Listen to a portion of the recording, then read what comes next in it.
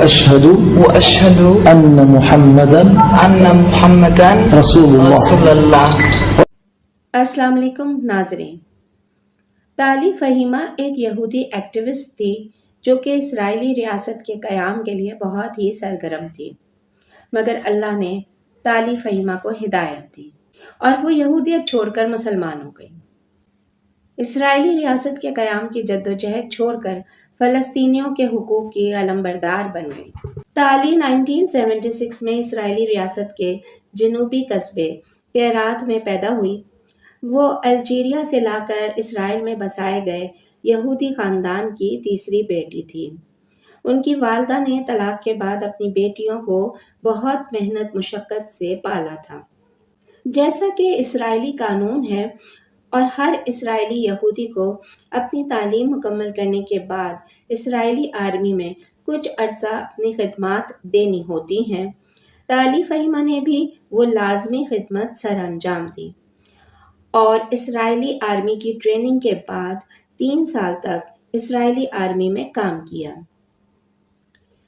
اس کے بعد تالی دل ہی دل میں اسرائیلی ریاست کے قیام اور یہودیوں کے حقوق کی اس قدر راسخ ہو چکی تھی کہ انہوں نے اسرائیلی ریاست میں لیگل سیکریٹری کی ملازمت شروع کر دی اور اس طرح اسرائیلی ریاست کو دنیا میں قانونی حق دلانے کے لیے قانونی جنگ شروع کر دی۔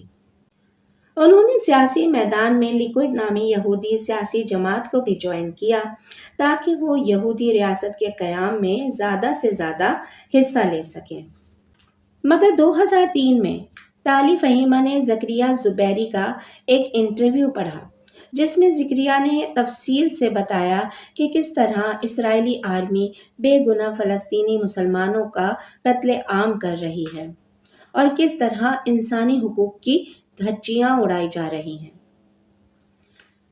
تالی فہیمہ کے لیے یہ سب کچھ حیران کن تھا کیونکہ اس سے پہلے وہ یہی سمجھتی تھی، یا دوسرے لفظوں میں کہہ لیں کہ بچپن سے اسے یہی سمجھایا گیا تھا، یہودی مظلوم قوم ہے اور ان پر صلاح الدین ایوبی نے ظلم کر کے ان کو ان کے وطن سے بے گھر کر دیا تھا اور اب وہ اپنا وطن واپس لے رہے ہیں۔ زکریا زبیری فلسطینی مسلمان تھا جو کہ مسجد اقصی میں مارے جانے والے بے گناہ فلسطینی مسلمانوں اور فلسطینی عوام کے حقوق کے لیے ایک تنظیم چلا رہا تھا۔ زکریا زبیری کا انٹرویو پڑھنے کے بعد تالی فہیمہ نے کوشش کر کے زکریا کا فون نمبر تلاش کیا اور زکریا سے رابطہ کر کے فلسطینی مسلمانوں کے حالات جاننے کی کوشش کی۔ اس کے بعد تالی کے اکثر و بیشتر زکریا زبیری سے رابطے رہنے لگے۔ اس طرح تالی پر یہ حقیقت کھلی کہ اسرائیلی آزاد ریاست کا قیام دراصل فلسطینی آزاد ریاست کا خاتمہ ہے اور اسرائیلی ریاست اسی صورت میں قائم ہو سکتی ہے اگر ہم فلسطینی ریاست کو تباہ کر دیں۔ یاد رہے کہ زکریا زبیری اسرائیلی آرمی کے نزدیک ایک دہشت گرد تنظیم چلا رہا تھا اور وہ اسرائیلی آرمی کے لیے ایک انتہائی مطلوب دہشت گرد رہنما تھا۔ اسی دوران 1 سال گزر گیا اور 2004 میں تالی فہیمہ کو اطلاع ملی کہ زکریا زبیری اسرائیلی آرمی کا ٹارگٹ بننے والا ہے اور جلد ہی اسرائیلی آرمی زکریا زبیری کے گھر پر میزائل حملہ کرنے والی ہے۔ تالی فہیمہ فوراً تل ابیب چھوڑ کر اسرائیلی قصبے جنین میں زکریا زبیری کے گھر پہنچ گئی تاکہ زکریا زبیری کو ممکنہ اسرائیلی حملے سے بچانے کے لیے ہیومن شیلڈ فراہم کر سکے۔ تالی فہیمہ کے زبیری کے گھر جانے نے انٹرنیشنل میڈیا پر دھوم مچا دی اور ہر کسی نے اپنے رنگ اور اپنے ڈھنگ سے اس پر تبصرہ کیا۔ اسرائیلی آرمی نے الزام عائد کیا کہ تالی فہیمہ زکریا زبیری کی محبت میں گرفتار ہو گئی تھی۔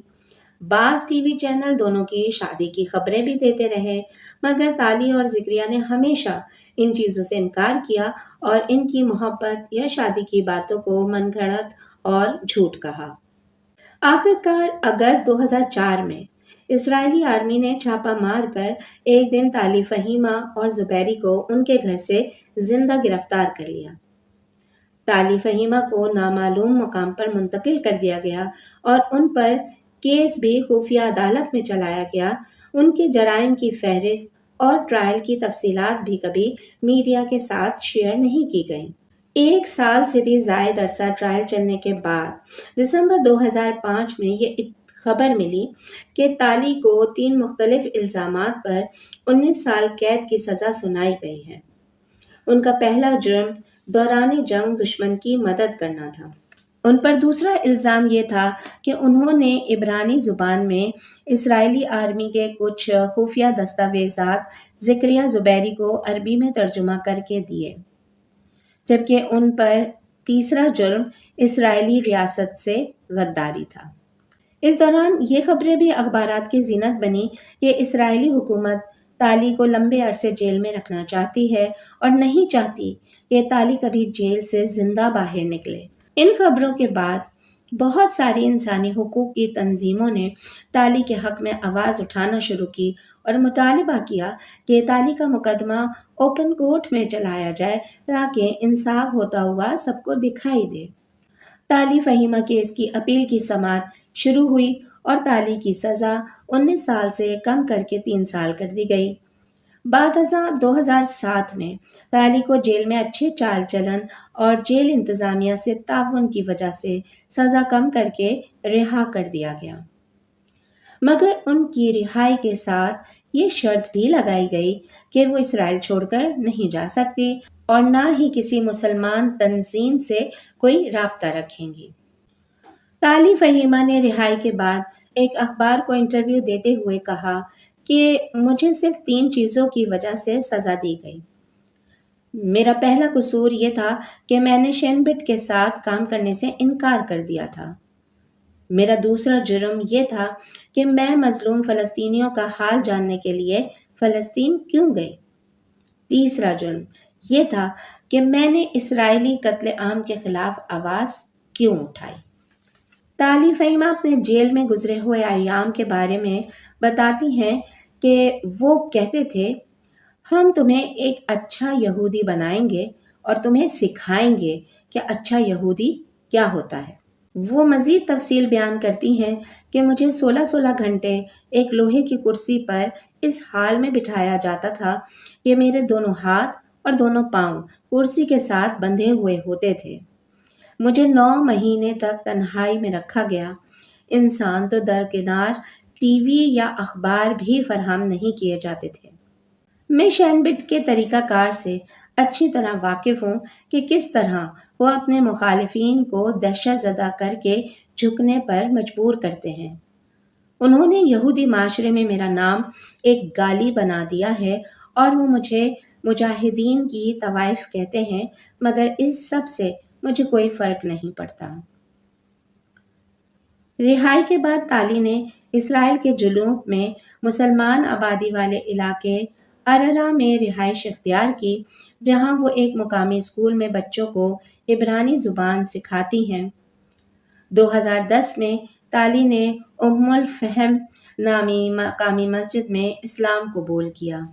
طالی فہیمہ نے اپنی رہائی کے بعد بہت کم میڈیا کو انٹرویو دیے اور وہ زیادہ تر گمنامی کی زندگی میں ہی رہی ہیں۔ 2010 میں اسلام قبول کرنے کے بعد سے ان کی زندگی کے متعلق بہت زیادہ معلومات دستیاب نہیں ہیں، سوائے ایک انٹرویو کے جو کہ ایک اسلامی ویب سائٹ پر شائع ہوا، جس میں طالی نے بتایا کہ شیخ ریاض الصالح کو دیکھ کر مجھے لگا کہ یہی وہ سچے مسلمان ہیں جیسا کہ ہر مسلمان کو ہونا چاہیے۔ بعد میں میری شیخ ریاض الصالح کے ساتھ کئی مرتبہ بیٹھک رہی اور میں نے ان سے اسلام کو سمجھا اور ان کے اخلاق و کردار سے متاثر ہو کر ہی میں نے اسلام قبول کرنے کا فیصلہ کیا۔ آخر میں ہماری دعا ہے کہ اللہ تبارک و تعالی ہر غیر مسلم کو اسلام سمجھنے کی توفیق عطا فرمائے۔ آمین ثم آمین۔